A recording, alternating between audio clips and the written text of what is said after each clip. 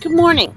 I had a crazy afternoon, and I needed time to process stuff that went on yesterday, so I decided to wait until this morning to do yesterday's Gimme A Minute. Yesterday was rolling along, it was just fine. Kids were doing their work, they were asking questions, they were doing what they were supposed to be doing, and sure enough, you know, I had parent email.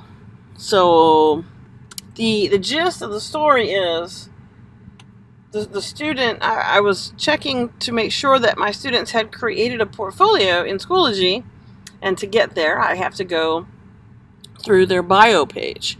So I went to this one boy's bio page, and the content was exceptionally inappropriate for any kind of school. Yeah, it was ugly. So I took a screenshot, sent it to his mom, sent him for a referral, because I have my students sign the Schoology Code of Conduct. The very first item on there is I won't post anything inappropriate. When school started, all the students changed their passwords. So password protected, and then you have to put your password again in. Once you get in the computer using the password, then you have to put your password in again to get into Schoology, to get into the LMS from the district website. So 10-digit password at least twice, enter it in there, and the kid's going to say that he didn't do it. So the AP is a little, the assistant principal, she's a little hesitant to believe that. I'm very skeptical. So we had a couple of discussions about it before we talked to the kid, and he says, "Oh, I didn't do it. And I mean, his initial reaction is he's very angry, stunned that that this has happened to him, and he doesn't know how it happened. So the assistant principal calls mom, and mom says, I don't know what mom says because I wasn't in the room.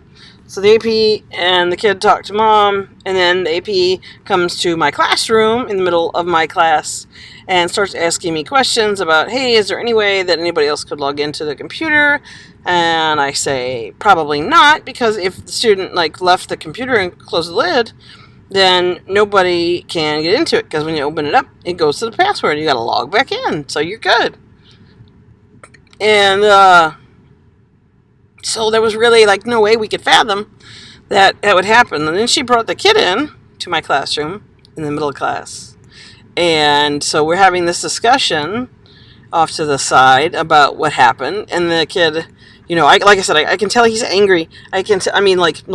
Viciously angry. He's very upset. Can't believe this has happened to him. Kind of humiliated based on what was posted. And so he's ready to lash out and get the kids that did this to him. Not going to happen. We're not going to let it happen. But obviously, we've discovered that, excuse me, the idea that we have now is that the students that sit at his desk with him most possibly did that while he stepped away for a moment.